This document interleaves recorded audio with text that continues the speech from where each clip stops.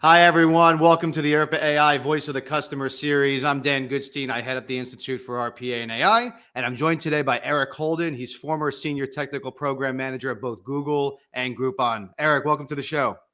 Thank you. Honored to be here. Appreciate your time, Zach.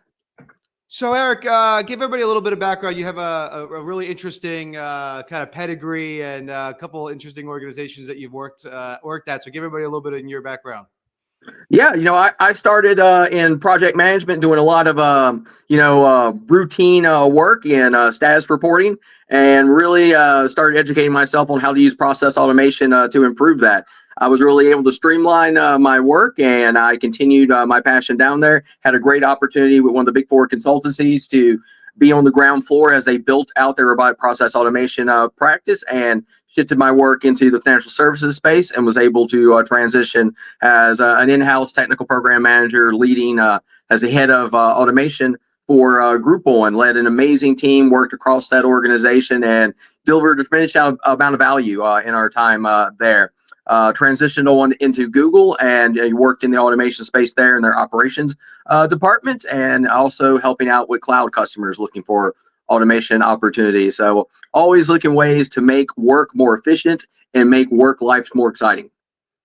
Yeah. It always interests me, any big company, how they arrive at the decision to go down the automation path, but in particularly at a company like Google, a high tech, firm. I'm curious if you could share any tidbits about kind of how that came about and what the process was like.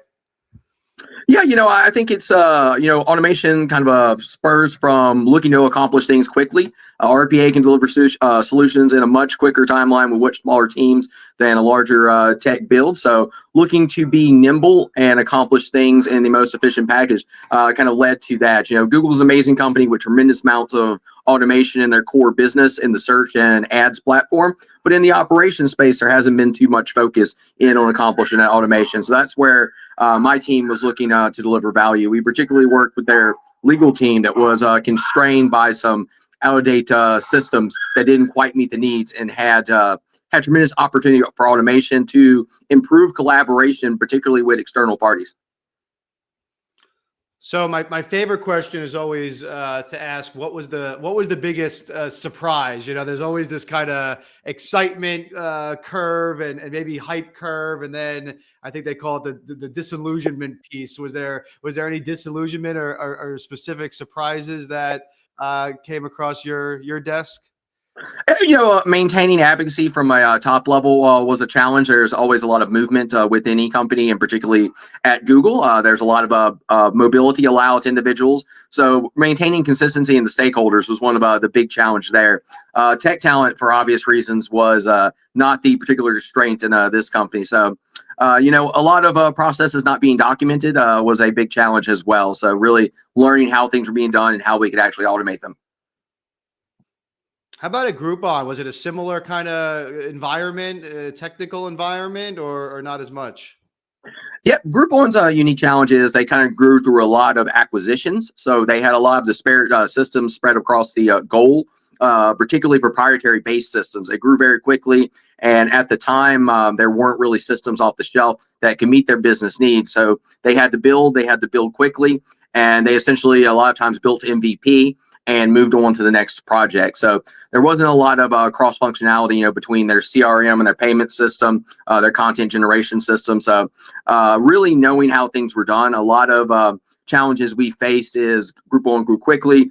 A lot of faces changed very quickly. So we were a lot of times opening up code to learn how processes work, because there wasn't a stakeholder anymore that had insights into how they work. So that was a big challenge there. There was a tremendous amount of engagement in the individuals. I was surprised at how excited from the end users and customer support to the users in sales were to have these automations, because they understood it was going to allow them to focus in on what were their core job, allowing them to deliver value to the company, increase their value to the company.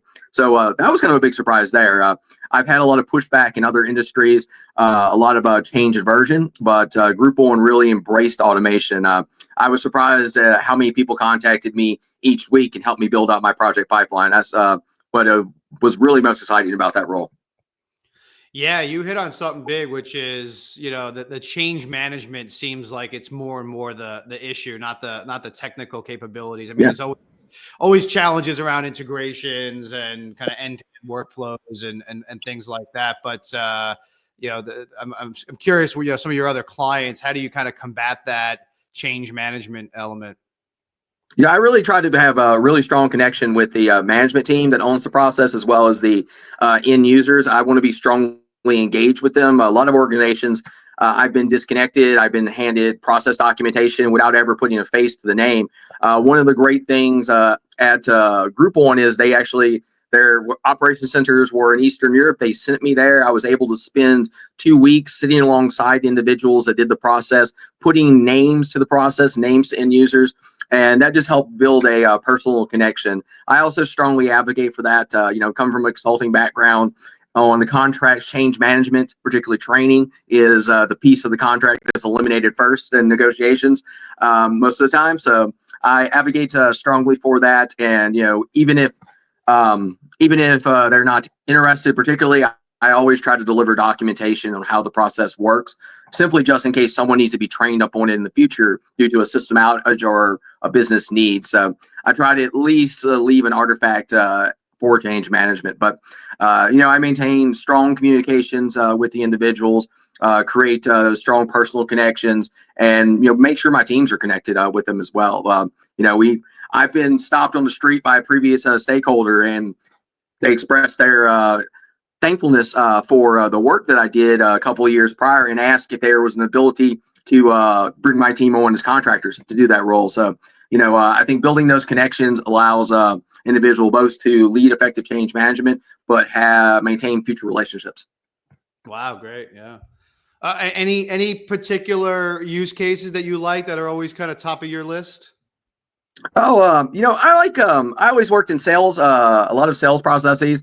They're just very interesting because there's a lot of human complexities in there. And I think you can really make a monetizable benefit to the company, particularly showing new revenue as sales teams are shifted from more administrative work and able to, make those contacts, make those lead conversions move more quickly. So that's always very exciting. I enjoy all the teams that I work with. I kind of come from a legal background, so regulatory reporting is something that I am kind of passionate about. So from a personal standpoint, I really enjoy those. But I like working on new systems. We worked on a kind of a machine learning enabled geospatial customer recommendation project. My team admittedly had no experience with it, so we were there teaching ourselves and working together very closely. So when we get to do new technologies and push ourselves, that's really where it gets the most exciting. Because obviously you have a bread and butter processes and technologies that you use, but when you get to step outside the box and stretch yourself, I think that's where things are the most exciting. I think everybody likes growth.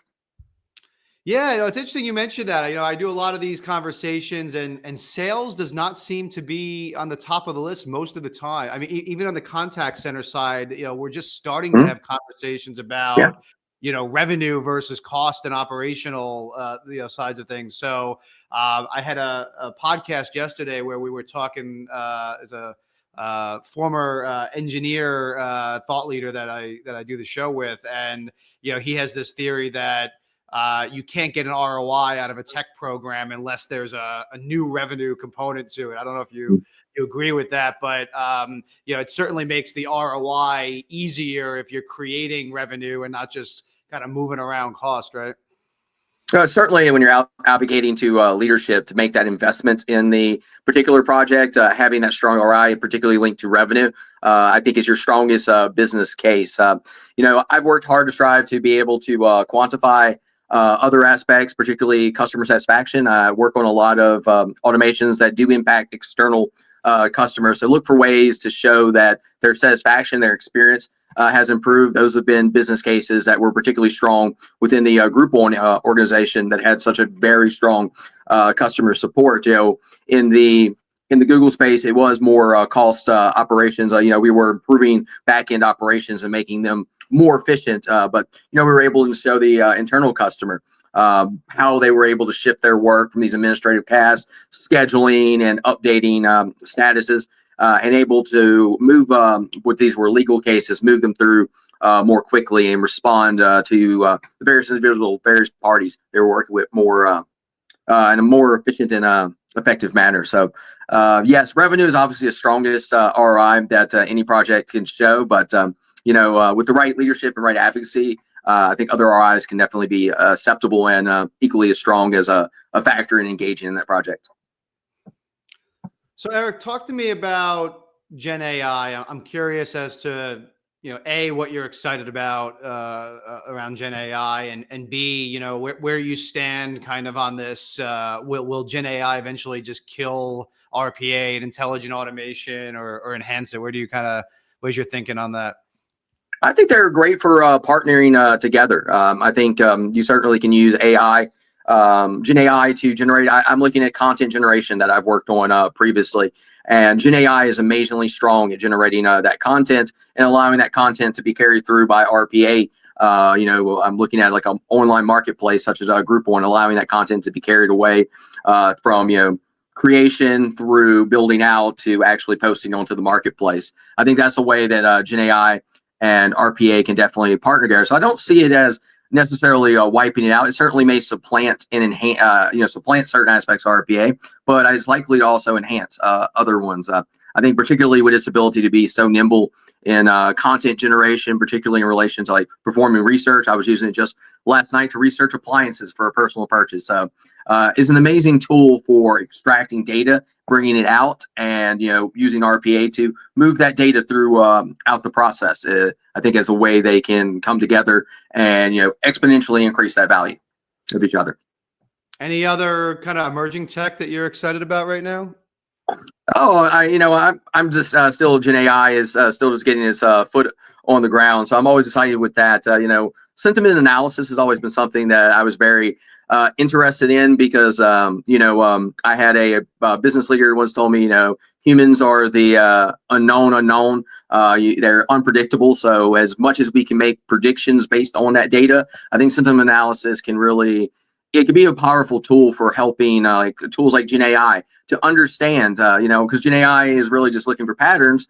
Sarcasm can look like it's a valid data point for one thing, but actually the intent that underlies may be different. So I think that's a area in which we can work to maybe reduce hallucinations in the system, improve data quality such that what the Gen AI is, the Gen AI systems are relying on is reliable and is accurate, such that the end predictions that they make can be relied on by the business and trusted. I'm still waiting for that company. Here's a perfect opportunity for a customer experience. I'm waiting for that company where I get a call back from a manager after a bad call with a contact center, where I'm obviously agitated and frustrated, and somebody just calls me back the next day or later that day and tries to resolve it. I keep trying it, Eric, but it hasn't happened yet. Yeah, the contact centers are challenging. For most companies, they are very, very overloaded, particularly this time of year. I having sat in those contact centers, I don't think phones stop ringing. You go one after another. It'd be phone, chat, email, whatever stream is being processed. The flow does not stop. So resource constraints are a major challenge, and that's why tools like RPA, IPA, Gen AI, if they can quicken the ability to process those tickets, those customer requests, then there could be better service on the back end. We automated out a particular process that was inventory management. It was taking a tremendous amount of time for this team to process, and they really couldn't respond to challenges of the customer, like you were saying. And by automating that out, we shifted that work away from them to the process automation solution, and they had more time available to actually contact that customer. They were able to resolve issues that were kind of outside the norm, maybe non-typical ones, maybe just generally making sure that customer was happy and satisfied. That is an amazing asset of RPA to really improve that customer experience. Yeah, I love those examples, and that's back to what you were talking about, where hey, that's a potential revenue opportunity, if nothing else, a loyalty opportunity. Yeah. Yeah, I don't know how many more times I have to say I'm canceling all my American Express cards in a chat for someone to give me a call, but hasn't worked yet. Eric, last question is just kind of advice for those who are, getting into this journey now? And in one respect, it's kind of maybe the most exciting time I can remember with all the AI advances. But on the other hand, maybe the most complicated, because you have kind Yeah. of traditional RPA, you have intelligent automation, you have all this Gen AI stuff, the previous AI stuff that was out before Gen AI, if you can remember back that far. So what's your advice to someone who's just kind of starting down this journey now? Where do they start and what should they look out for? I think it's always important, as with any particularly new technology, is to start out with reasonable expectations. I think with any successful RPA program, the key is to start small with a proof of concept, not try to solve the biggest problems of the business immediately. Start with a small process, start with something more on the simple side, and start building those proof of concepts that show value for the organization. They allow the opportunity for you to build, show a business case for additional and more complex processes, but they also allow teams to become more comfortable with the RPA platforms, whatever Gen AI platforms, but also the other systems that are put in place sometimes to support those, be them monitoring, be them alerting systems. So it allows you to build a safe and secure program over a controlled time frame. That way, you have a strong program. You're able, when the big processes start coming in, that you have the skill set and you have the use cases in your back pocket to really benefit the business. So, not trying to accomplish everything at once. Not trying to use RPA as that magic bullet that's going to cure all problems. But starting simple, building those use cases, and enhancing your team's knowledge is the most important, because experience leads to perfection. So the more practice individuals can get and get comfortable with the basics, that will lead them to be successful when you start looking kind of outside the box into those more nebulous project requests.